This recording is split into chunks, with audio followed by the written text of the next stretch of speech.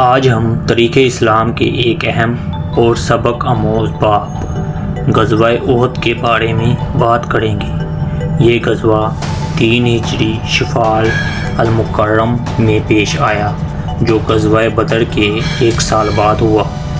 غزوہ بدر میں شکست کھانے کے بعد کفار مکہ انتقام کی آگ میں جل رہے تھے، اور اسی انتقام کے جذبے نے انہیں غزوہ احد کی طرف دھکیلا۔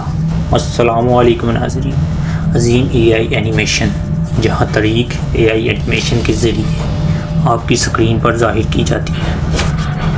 غزوہ بدر میں قریش مکہ کو عبرتناک شکست ہوئی، جس میں ان کے کئی بڑے سردار مارے گئے تھے۔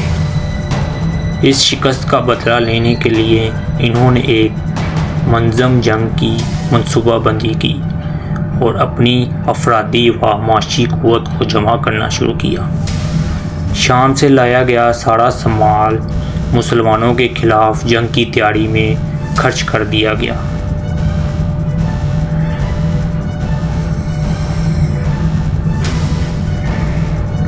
تین 1000 سے زیادہ سپاہی تھے، جن میں 700 زرپوش تھے۔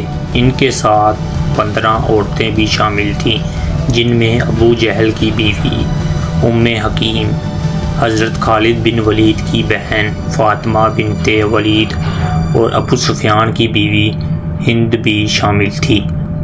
لشکر کا سپہ سالار ابو سفیان تھا، جبکہ رسالے کی کمان خالد بن ولید اور کرامہ بن ابو جہل کے پاس تھی۔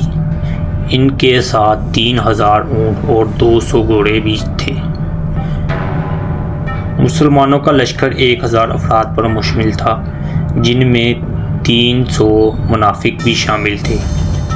نبی کریم صلی اللہ علیہ وآلہ وسلم نے حضرت عبداللہ بن ام مکتوم رضی اللہ عنہ کو مدینہ منورہ کا قائم مقام حاکم بنایا۔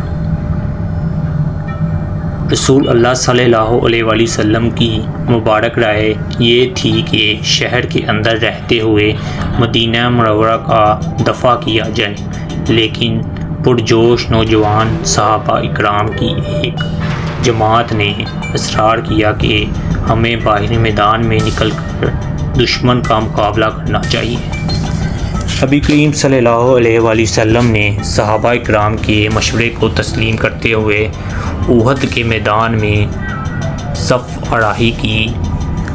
احد کا پہاڑ مسلمانوں کی پشت پر تھا اور ایک گھاٹی پر 50 ماہر تیر اندازوں کا دستہ حضرت عبداللہ بن جبیر رضی اللہ عنہ کی قیادت میں مقرر کیا گیا، جنہیں سختی سے ہدایت کی گئی کہ یہ جگہ کسی قیمت پر نہ چھوڑنا۔ جنگ کا آغاز مشرقین کی طرف سے ہوا، جب ابو عمر نے تیر اندازی کی۔